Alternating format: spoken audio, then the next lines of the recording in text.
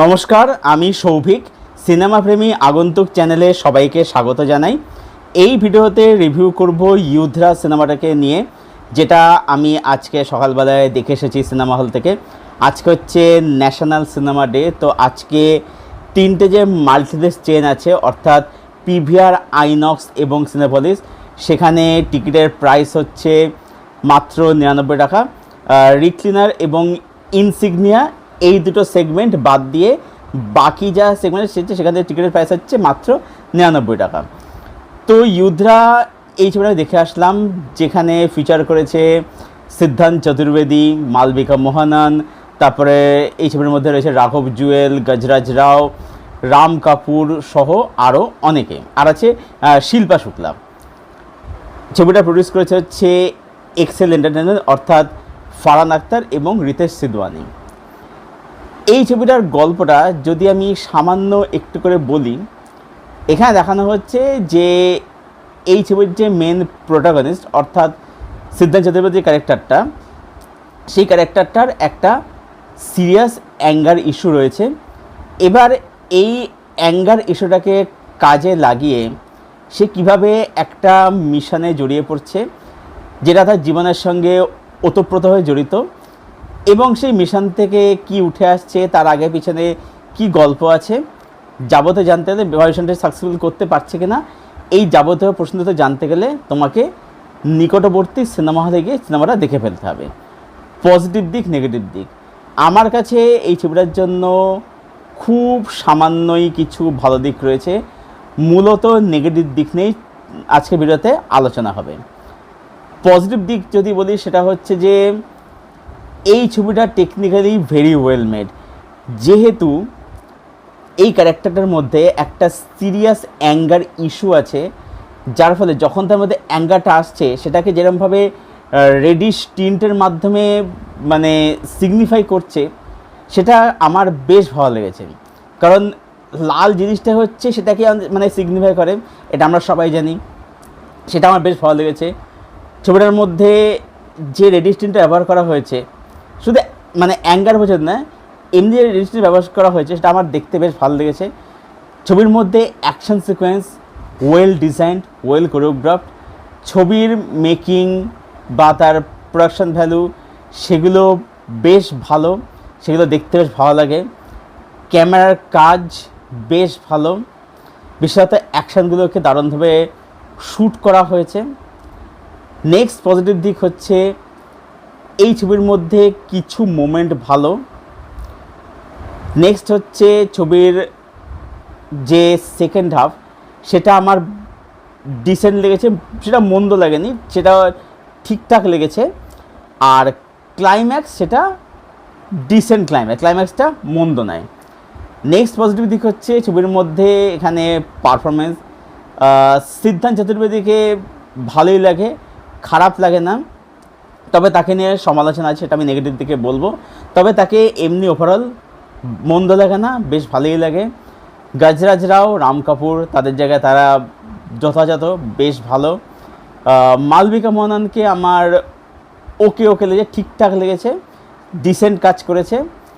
আর রাঘব জুয়েলকে আমার ঠিক আছে, মানে খুব বিশাল কিছু লাগেনি, আবার খারাপও লাগেনি আর কি।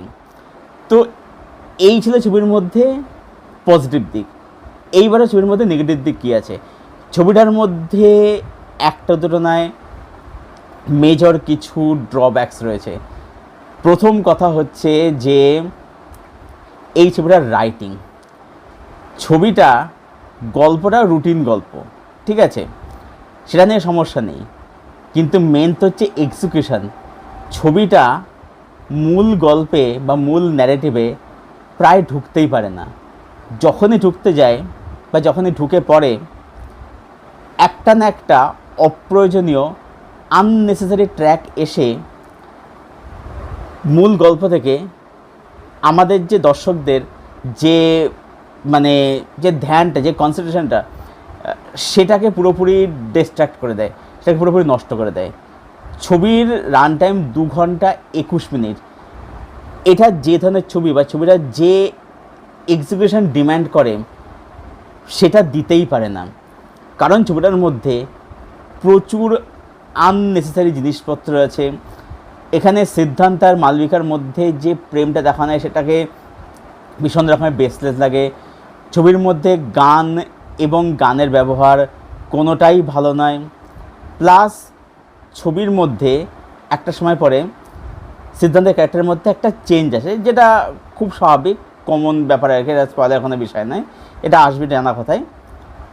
কিন্তু সেই জিনিসটা আমরা ফিল করতে পারি না, কারণ বিষয়টা একেবারেই অর্গানিকভাবে হয় না।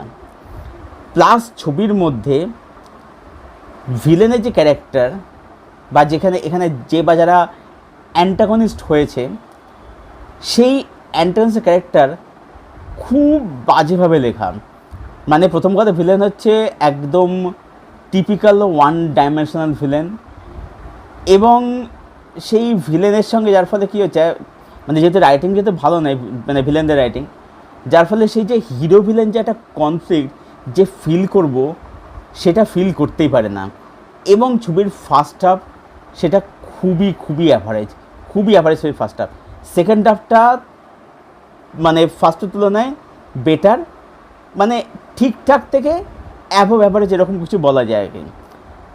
ক্লাইম্যাক্সটা ডিসেন্ট হলেও যে টেনশানটা ফিল হওয়া দরকার সেটা একটা লেভেল অবধি ফিল হয়, কিন্তু সেই ক্লাইম্যাক্সটা পুরোপুরিভাবে কিন্তু আমরা ফিল করতে পারি না। ছবির মধ্যে কিছু টুইস্টের ব্যবহার রয়েছে, কিছু টুইস্ট রয়েছে ছবিটার মধ্যে। প্রবলেমটা হচ্ছে যারা অনেক কাজ দেখে এই টুইস্ট তারা কিন্তু অনায়াসে ধরে ফেলবে যে এর পেছনে ঠিক এই ব্যাপারটাই রয়েছে, এবং ঠিক সেটাও হয়, সেই জিনিসটাই হয়। এবার ব্যাপারটা হচ্ছে এই টুইস্টটা এটা দর্শক জানছে, কিন্তু যে হিরো, যে প্রোটাগনিস্ট, মানে সিদ্ধার্থ চতুর্বেদীর ক্যারেক্টারটা, সে জানছে না।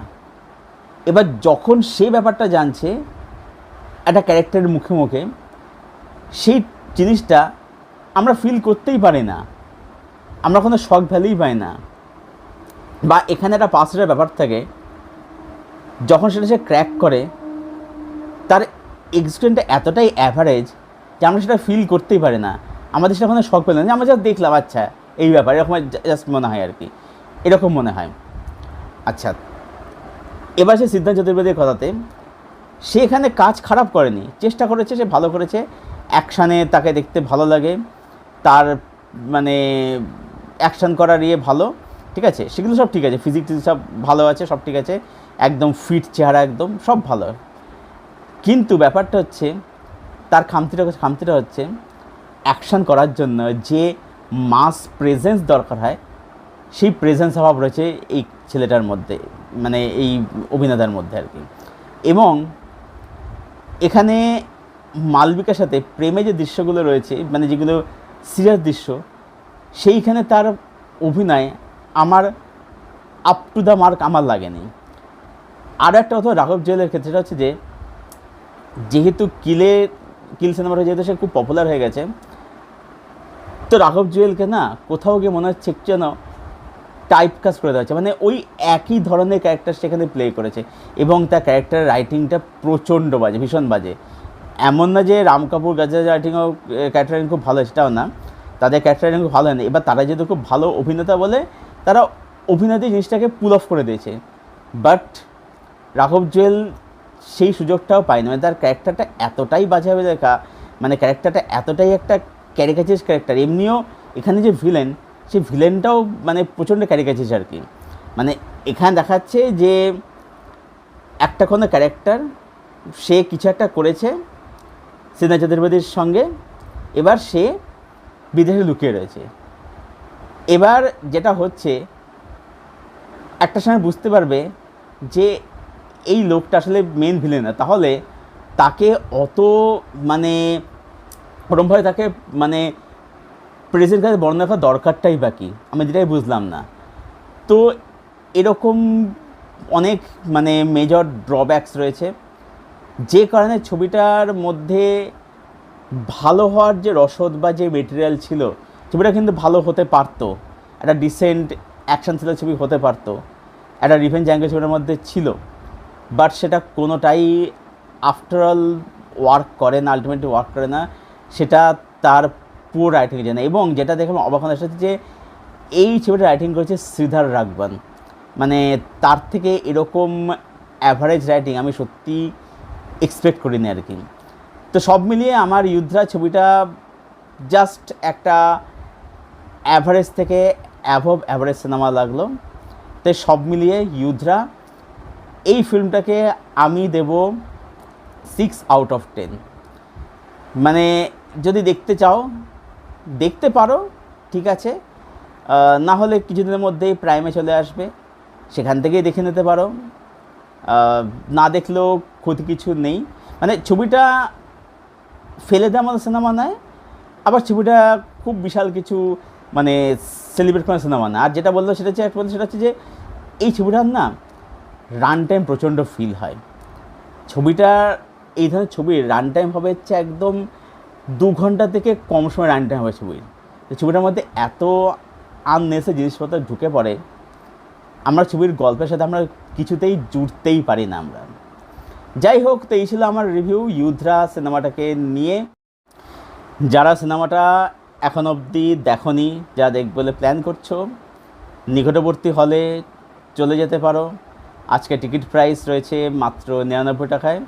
আর না হলে ওয়েট করে যাও, কিছুদিন পরে চলে আসবে অ্যামাজনের ভিডিওতে, তখন ছবিটা দেখে নিও। আর ছবিটা যারা দেখেছো, যাদের দেখা হয়ে গেছে, দেখে থাকো, তোমাদের কি ওপিনিয়ন প্লিজ জানাও কমেন্ট সেকশানে।